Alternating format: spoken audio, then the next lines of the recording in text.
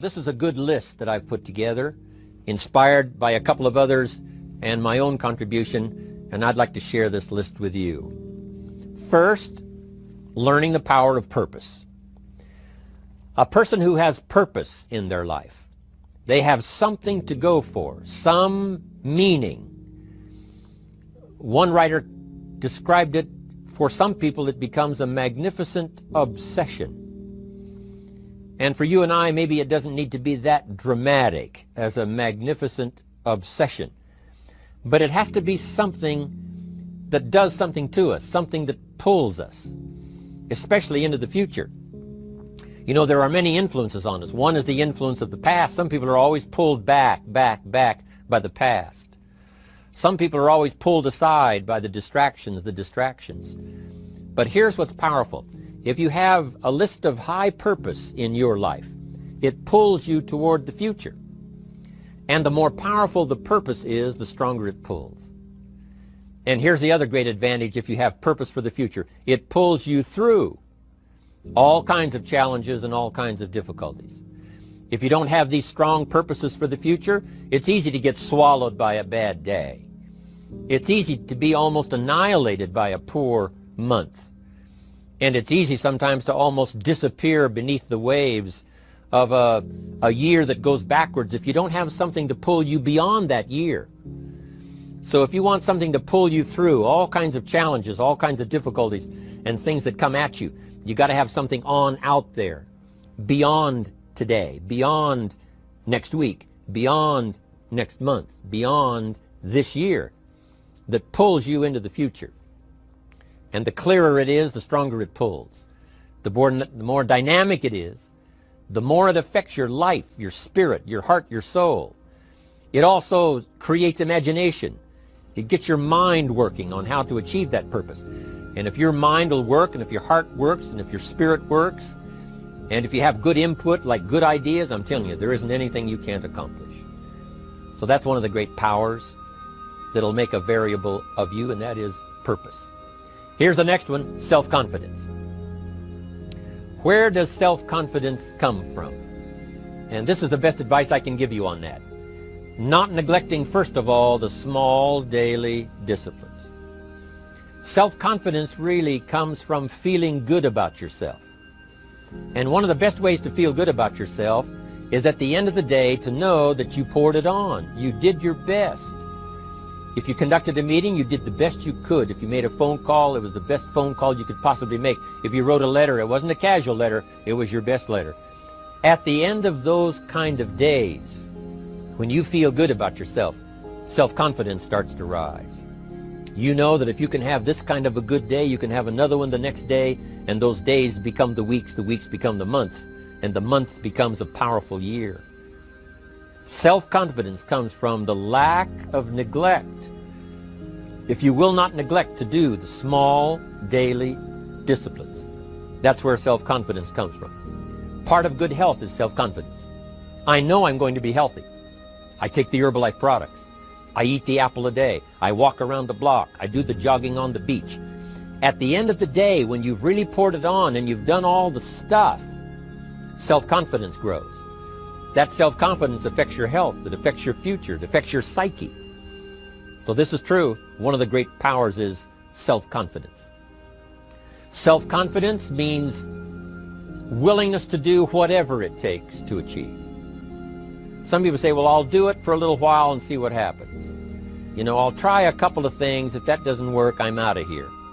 And all of us know that that kind of person doesn't have much of a future. But if you're willing to do whatever it takes, if I have to learn a couple of things, I will learn those things. If I got to learn 5 or 6 things, I'll learn all 6. If I have to take an extra class, I'll take an extra class. If I've got to read the books, I'll read the books. If I have to consult with people who know more than I know, I will do the necessary consulting. Whatever it takes, I will do. That starts to develop unbelievable self-confidence. Self-confidence also comes from the ability to rise above your circumstances, to rise above what happens, the petty little things, the discouraging things that would sink everyone else's ship except yours, that would cause someone else to quit early in the day, but you keep going. That kind of willingness to overcome all circumstances, whether it's the little challenges or the big challenges, if you're willing to do that, I promise you, this kind of power will work for you, and in you, the variable, it'll make a difference. The third on the list I had was enthusiasm.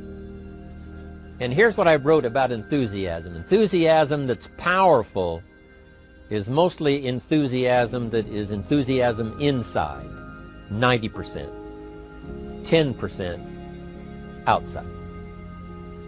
We all know what the enthusiasm is like when somebody lets us see their enthusiasm, which is like the 90%, and only 10% of it is inside. But the enthusiasm that really affects people is not just being loud, but the enthusiasm that runs deep, the enthusiasm that comes from deep inside, created by self-confidence, created by purpose, created by genuine willingness to help other people. That kind of enthusiasm, knowing that you're going to get the job done, knowing you're going to affect people, knowing you're going to have testimonials flowing in from all kinds of directions. That kind of enthusiasm. A lot of it is quiet. A lot of it is unheard. And the 10% that's heard, it rings a bell. People call it genuine enthusiasm because they know that what you say in the outward display of your enthusiasm is only a small tip of the iceberg of the enthusiasm you feel inside that really motivates you to do the best job you can. Next on my list to help you become the powerful variable is expertise. Wanting to excel in all of the skills and settling for nothing less than an outstanding performance. If you're willing to be the best in your field, if you're willing to demand of yourself excellence in skills, to be the best that you can possibly be. In the training, do the best you possibly can. In doing a workshop, do the best you possibly can. Developing the skills of using your personality, developing the skills of language, developing the skills of influence, developing the skills of organizing. If you're willing to be an expert in all of the skills, Herbalife has the way for you to invest those skills and not only make a handsome living, not only make a lot of money, but if you would so desire and if it would be your purpose, a chance to make your fortune. Expertise, excellence in skills. Here was the next one on my list, making a powerful contribution to you, the variable, and that is preparation. Well prepared. And preparation, of course, involves a whole lot of things. A big share of our life is preparing, getting ready. When we go to the first grade in school, we're just preparing for the second grade. After we've finished 2 grades, the 2 grades prepare us for number 3. Sometimes it seems like a long, excruciating time. And the time will just seem like it'll never come when we can finally have the performance that we really want. But it takes time to prepare. It takes time to get ready. And the decisions you make in the preparation time, those are the decisions that last for a lifetime. Preparing to have a good day. It's that preparing, maybe the night before, maybe the couple of days before the day that you're going to put everything together. The preparation for a meeting means that you've taken it serious. The preparation for doing a workshop means you're serious about the workshop. You want to make the best contribution. That kind of preparation is important. But here's preparation that's very vital, and that is to prepare yourself for success. Life seemingly does not wish to waste success on the unprepared. Life says, why waste a fortune on this person? They're not prepared to do the right things with it. They're not prepared to use it wisely. If a fortune was bestowed upon this unprepared person, it would probably be wasted. The people that could have been touched won't be touched. What could have been done won't be done because this fortune will have been wasted on the unprepared person. So not only look for fortune, not only look for the promise, but prepare yourself and ask of yourself, what can I do to make myself ready? Because remember, life was designed not to give us what we want, not to give us what we need, but life was designed to give us what we deserve. Every value in life must be paid for, and those that pay are the ones that get it. It says those that give receive. Someone says, I wish to receive, I wish to receive. You don't have to concentrate on receiving. Just become a good giver. It says those that search will find. Someone says, well, I need to find some good ideas to help change my life for the future. Then to find good ideas, that doesn't come because you need them. It comes because you search for them. If you want good ideas, you got to go after them. You got to go to the class, you got to go to the workshop, you got to go to the training, go to the book, right? You got to go to the journal, right? Go where good ideas are being taught, go searching, go looking, because good ideas are not going to be wasted on those that are not seeking, searching, well prepared. So, prepare yourself to be ready for fortune when it comes, to be ready for challenge when it comes, to be ready for opportunity when it comes. Opportunity comes along and passes by the person that is not well prepared. I want to prepare myself this year for next year. Yes, I wish to be effective this year, but I'm also thinking of ways, how could I be better? How could my ideas be more powerful? How could they be sharper, more clear? How could I reach some people next year that I perhaps can't reach this year? I haven't reached deep enough into my own soul to affect some people. Some people just pass by and say, hey, what a good speech. But how could I make it stronger than that, deeper than that, more powerful than that? I cannot be as powerful as I could be next year. You know, you can't go to the 10th grade in the 5th grade. You just got to go through the grades. But the more you are prepared, when the 10th grade finally comes, now you can cash in and get 2 times, 3 times, 5 times more value from it by being prepared. I want to do my best this year for Herbalife, but I also want to get ready for next year, 1999. And then when the year 2000 comes at the turn of the century, I want to be well equipped by language, by instinct, by temperament, by personality, by influence, to really be valuable the year 2000, 2001, 2, 3, 4, 5. That's my goal. I'm sure it's your goal. Now here's the next one. There's great power in self-reliance. Self-reliance means you simply look mostly to yourself. It would be nice if someone just gave you this, gave you this, gave you this. It would be nice if everyone did their job exactly as they're supposed to do it. But here's what you've got to do. Primarily rely on yourself. Primarily say, I'm the person responsible. And I will learn the necessary skills so that I can help people learn their skills. If I need lots of people to do certain things to build my organization, that is what I must have. But I've got to be the final backstop. I've got to be the final one that people can rely on. So that if this is missed and this is missed, I can catch up. I can fill the gap. I can do the job. We have to do it when we conduct meetings. We have to do it when we conduct training. We have to do it when we're in a class of just a few. What someone might have missed, we're there to fill in. Self-reliance. Primarily, we're learning to count on yourself. So that you can do this, never complain and never explain. Here's the next key power, and that's image. There's many parts to image. The image that others see you as, the image you have with other people. And it's very important how other people see you. If they don't see you as a leader, chances are they won't pay attention. If they don't see you as being in control, chances are they won't have the trust. If they don't see you as knowing where you're going, what you want to accomplish, they probably won't follow. But if people can see you, if you have the image of someone that's in charge, in control of your life, your future, your destiny, in control of the situation, if they see that, that kind of image is powerful. It helps to win the day. It attracts other people. People want to be around people that are in control, that are powerful, but they know how to use their power, influential, but they know how to use their influence. That kind of image is important. But here's a very important image, and that is your image of yourself. The way you dress, the way you talk, the way you think, your capacity for learning, all of that is an important image that you have of yourself.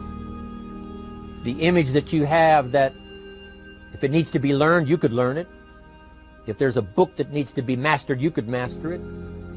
If there's a skill that needs to be learned, why couldn't you get busy now and learn that skill?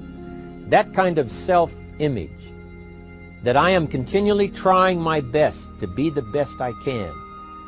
Because one of the most important places you have to look is into the future, yes. You've got to look into the past, yes. You've got to look around, yes. But one of the most important places you have to look is in the mirror. You know, how I appear to other people, that's important. But how I appear to myself is the ultimate importance. That kind of image, to where you'll develop the self-confidence, you'll develop the self-reliance. Now here's another one in my rather short list. The next word is character. Becoming a person of high values, a person of principles, a person of honesty, a person that earns respect. That kind of character. It took character when Mark started to put the marketing system together. How can we have a system that will build in the integrity, that people will know that if this happens, then this will happen. And if this goes wrong, here's the way to fix it. Unless you have the principles and the character and the integrity to put together a viable plan for a wide variety of people, then the system is not going to last very long. And I've been around long enough, and I'm sure you have been around long enough to see a lot of systems that got started, but they failed. And the reason is because they were not constructed with integrity. They were not constructed with character. They were not constructed with doing the right thing. They might have been constructed to take advantage. You know, cash it out as quickly as possible and leave. Mark was involved when others took advantage of him all those years ago before Herbalife. When someone took advantage and didn't have the character, didn't have the principles, and didn't have the character to stay, the character to see it through, the character to do the right thing. So this is important, to develop the character within yourself, that people see you as honest, as fair, willing to do the right thing, willing to be helpful, but always willing to walk the center line, not to pass the line. When we come to an opportunity like Herbalife, especially multi-level network marketing, it is so dynamic, it is so powerful, and it is so possible in fortune making that sometimes people want to speed up the process by cutting the corners, by neglecting to do the right things, you know, to cheat a little here, you know, cross the line just a little bit, because then, you know, it'll grow faster and you can cash in quicker. Not necessary here. Doing Herbalife right will build your fortune longer and stronger than trying to cut the corners and not doing it right. If we'll have the integrity that Mark had when he started it, and keep perpetuating that we will do the right thing by the marketing system, the right thing by a distributor who has a customer and they take care of that customer belongs to that distributor. That kind of integrity in the marketing system, the kind of integrity we have among each other, the kind of character we have to rely on each other, because here's what we cannot do. We cannot do this by ourselves. Mark's got to count on me. I've got to count on Mark. We've got to count on the president's team. The president's team has to count on the chairman's club for advice and counsel. We have to count on the millionaire team, the tabulator team, the world team. We've got to count on the distributor. We've got to count on the distributor giving the right message to the potential customer. We've got to count on the distributor giving wise counsel to the new recruit, teaching them the right way, the Herbalife way, the principled way, the character way. Vitally important. Building and developing your own character. Now here's another one. It's called self-discipline. Self-discipline, all of us have a challenge with that. Because sometimes it's easy, and especially if you're working hard, doing the best you can, it's easy sometimes to let up and let it go. But remember, so many people, especially now that we're as big as we are around the world, are counting on what we do. At home office, they have to be careful. They have to be disciplined. It's easy for the person who ships the product from Herbalife says, oh, well, I'll wait until tomorrow to ship it. And then they go home and sleep like a baby. But the distributor who's waiting for that product doesn't sleep that night, or doesn't sleep when the product doesn't show on time. But if everybody will have the discipline to say, I will do the best job I can. I will make mistakes, of course, because we're all human, but I'll try to remedy those mistakes and do the best job I can.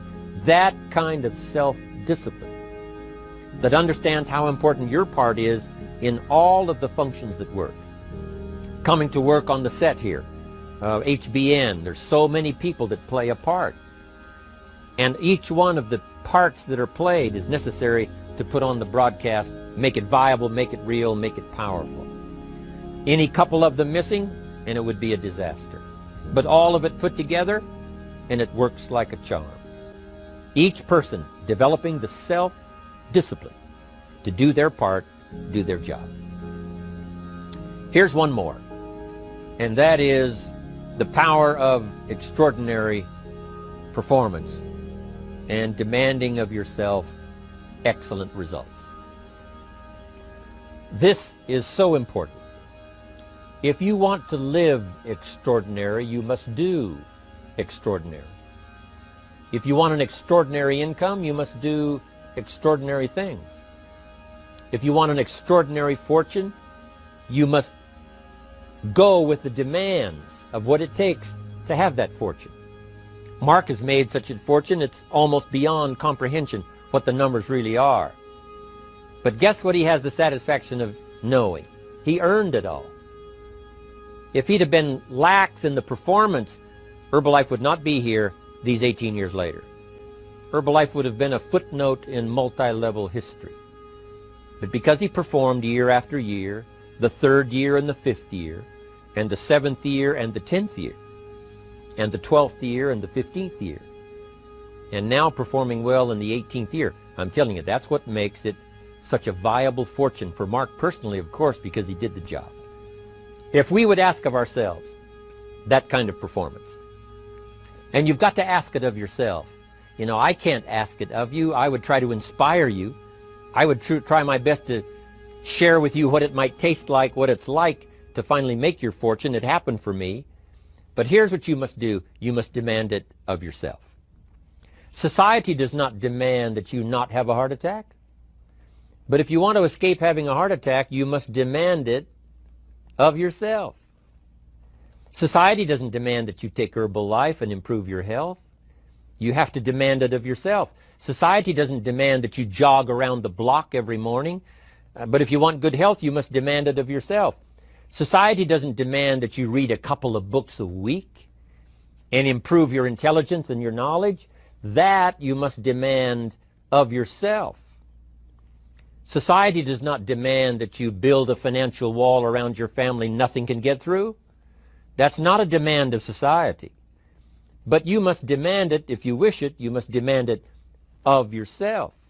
Let's say you are going to have a face-to-face meeting with a prospect, or this is the first time you're having that client meeting. What are some of the things that you could say to make sure that that meeting is successful or goes the way that you want? Today I'm going to teach you 5 most powerful sales questions ever that you could use in a client meeting. Now you have to understand this when you are meeting face-to-face with a client. Now we're not just talking about closing on the phone. When you are sitting down face-to-face, belly-to-belly, toe-to-toe with a client or multiple clients or prospects, knowing that your body language also comes into play. So the way you present yourself, the way that you dress, all that makes a difference. But today we're going to just focus on the question. Most salespeople, they make this mistake that they let their guards down, meaning that they think, oh, I'm meeting face-to-face with a client. It's already a done deal. No, it's not. Just because you're meeting face-to-face with a client or prospect, it doesn't mean that you've already closed the deal. In fact, if anything, you need to be even more cautious when you're meeting face-to-face. The second thing you need to pay attention to is, what is the outcome that you want?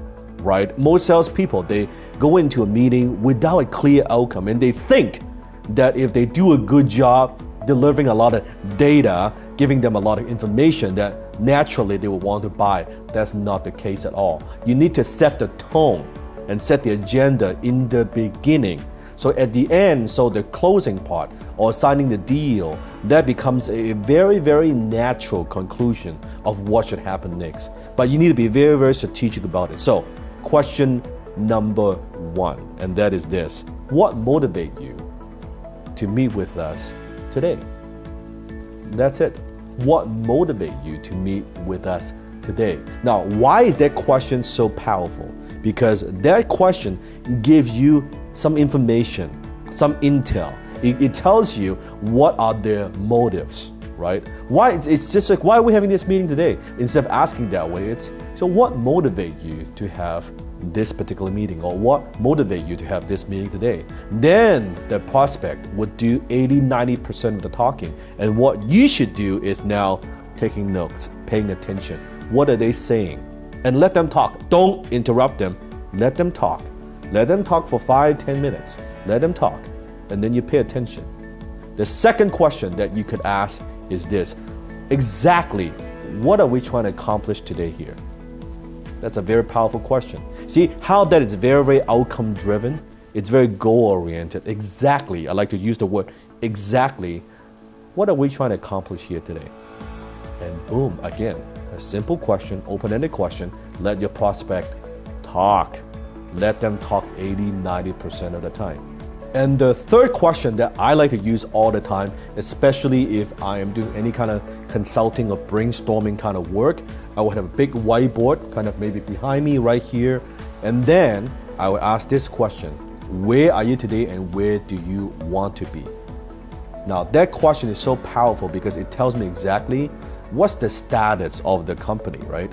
Where are they are? What are their frustrations? What are the pain points?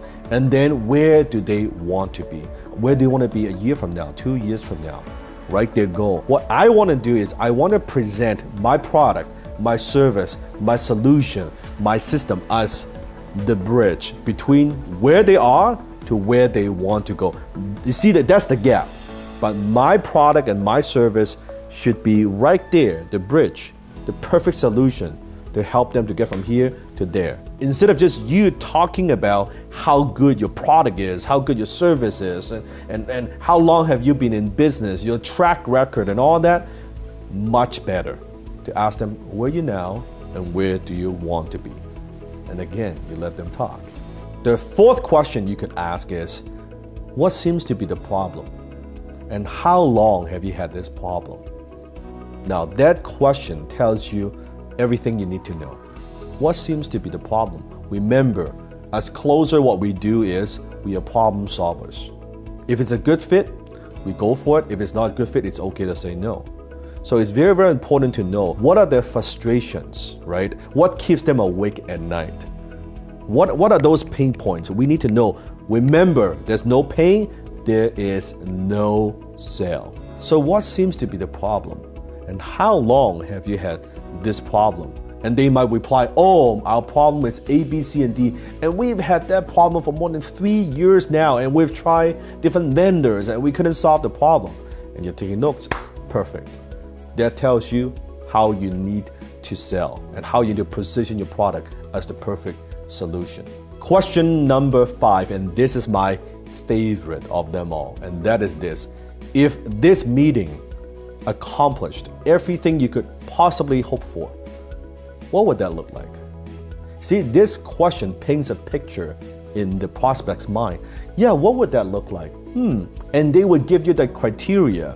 How do you make sure that this is a successful meeting? And they'll tell you, well, I would love to walk away with a step-by-step plan. Okay, what else? Well, I would love to have maybe 2 or 3 concrete strategies that would help me solve this kind of problem. All right, okay. And I would like to know exactly how you would help us and help a company in the long term. Okay, no problem, I could do that. Simple questions. See, all these simple but powerful questions are designed for one thing and one thing only.